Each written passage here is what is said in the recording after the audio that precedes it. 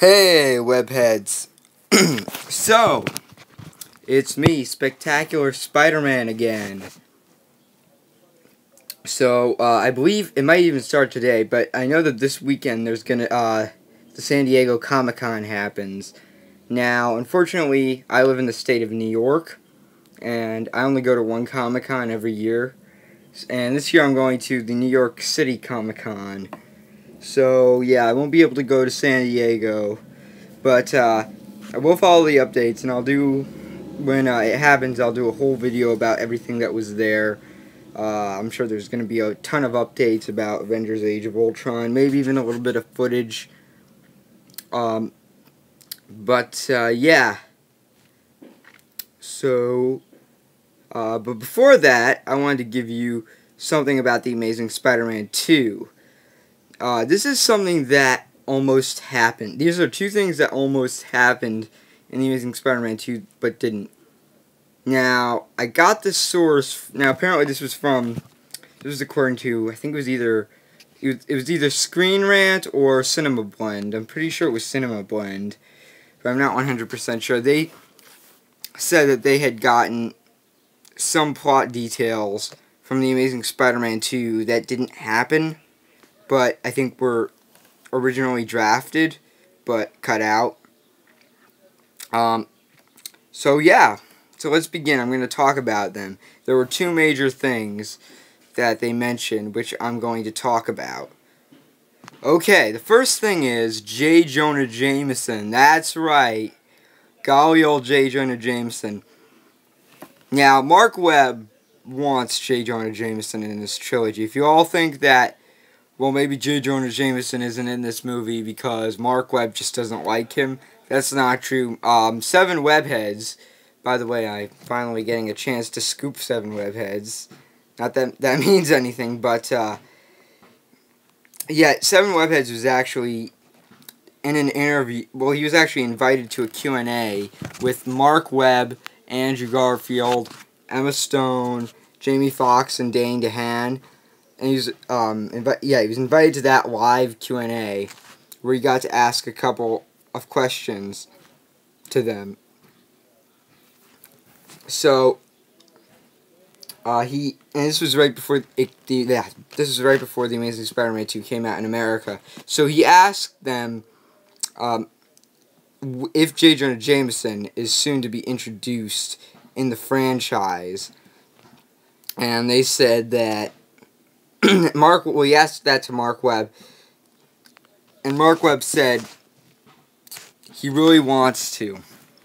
The problem he's having is, well, the obvious thing, it's hard to top J.K. Simmons, and there's actually a rumor on the internet that J.K. Simmons will actually return as J. Jonah Jameson in this franchise, because he returned for J. Jonah Jameson in the Ultimate Spider-Man animated series.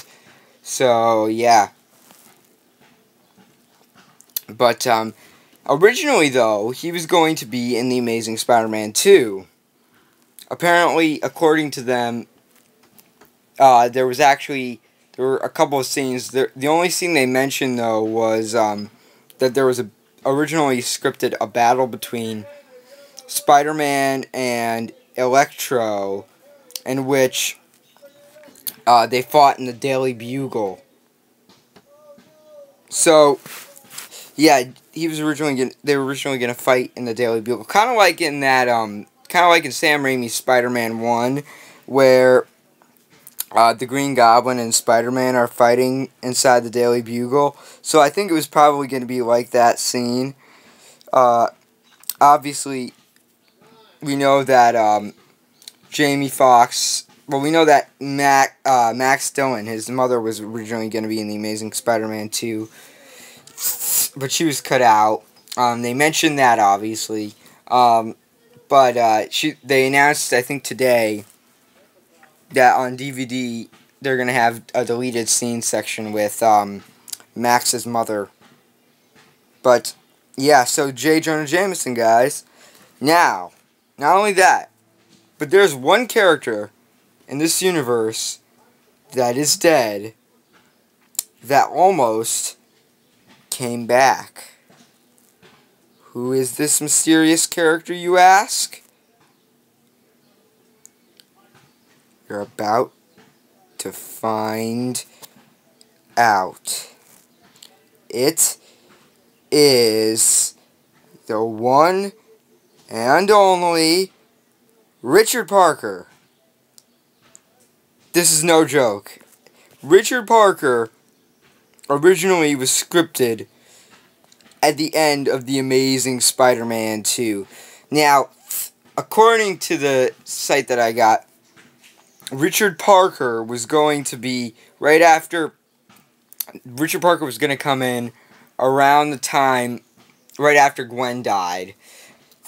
Now, okay, I'm going to give you one spoiler if you haven't seen the movie, so I'm just going to give you like a minute if you haven't seen The Amazing Spider-Man 2 to go leave, watch another video. Okay, you guys are gone. So in The Amazing Spider-Man 2 originally, Richard Parker was gonna be there. I'm sorry, yeah, he's gonna be there. But the spoiler I was gonna say was that if you've seen The Amazing Spider-Man 2, you obviously know that that Gwen Stacy dies, and then Peter quits being Spider-Man for a little while, for like a couple months. And then he watches Gwen Stacy's graduation speech over again, and the words of the speech inspires him to become Spider-Man again.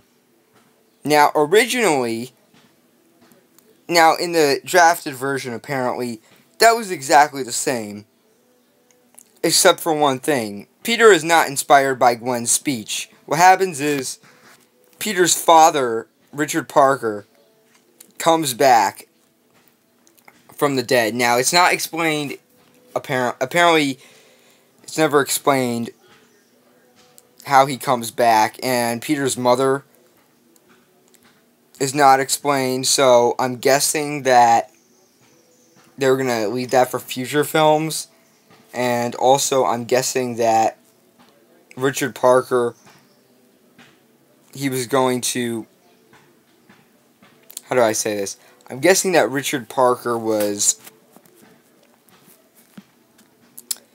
yeah, I'm guessing it was going for the ultimate route. And the reason why I'm guessing it's going for the ultimate route is because the script said that Peter's mother does not come back, which we know because she was shot on the plane in the movie. Another spoiler, sorry about that, but you should be gone by now if you didn't want to hear spoilers. But,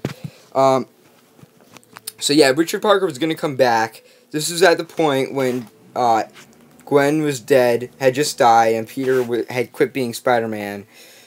And Peter was going to meet him, and he was going to tell him, he should be Spider-Man again. Now, of course, this is probably a clone, but he was going to be played by Campbell Scott and all that. And nothing was explained yet. So, yeah, so he was going to come back and tell Peter to do that. And obviously, one of the complaints some of the people had about The Amazing Spider-Man 1 was that Uncle Ben didn't say, "With great power comes great responsibility." Well, here, Richard Parker was actually going to say, "With great power comes great responsibility." So, yeah, so that was it. So, I probably surprised you guys, but, yeah. So, what do you guys think about this? Do you wish that J. Jonah Jameson was in The Amazing Spider-Man 2? Do you think he should be there? Also, do you think that J.K. Simmons should play him?